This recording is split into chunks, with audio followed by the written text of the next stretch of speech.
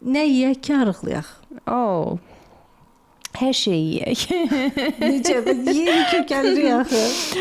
Məncə hər şey yeməliyik. Xüsusi bir formada nəyisə %100 qadağa qoymağı doğru hesab eləmirəm.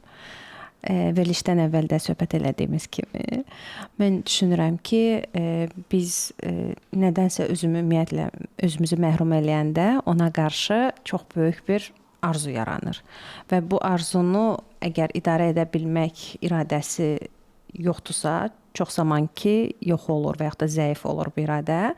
Biz bir neçə müddət özümüzü məhrum eləyəndən sonra çox belə aqressiv formada həmin o qadağa elədiyimiz şeyi yeyirik və nəticə artıq bilirsiniz necə olur. Yəni az, çox o orta balansı saxlamaq çətinləşir.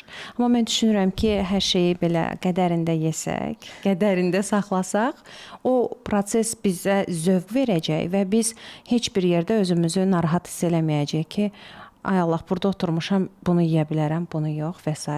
Yəni Biz qədərin nə qədər olduğunu necə bilək? Bu fərdə görə dəyişir.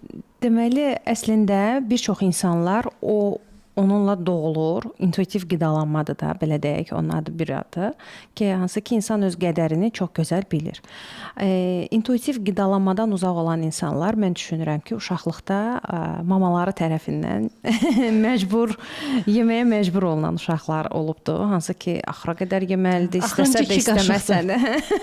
İstəsə də istəməsə də o yeməyə məcbur olan insanlar mən düşünürəm ki, böyüyəndə biraz o qədər bu mənə bəsdir, bəs deyil, duyğusunu bir qədər itirirlər və onu təkrar qazanmaq lazım gəlir.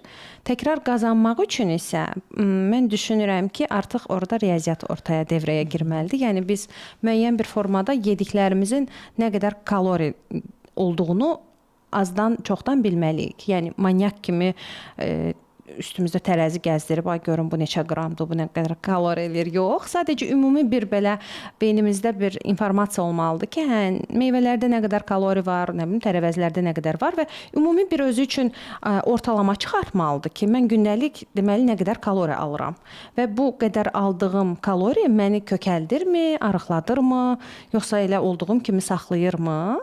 Artıq bu rəqəmləri biləndən sonra onu oynatmaq daha rahat olur və bu şəkildə intuitiv qidalanmağa məncə yaxınlaşırıq, yəni.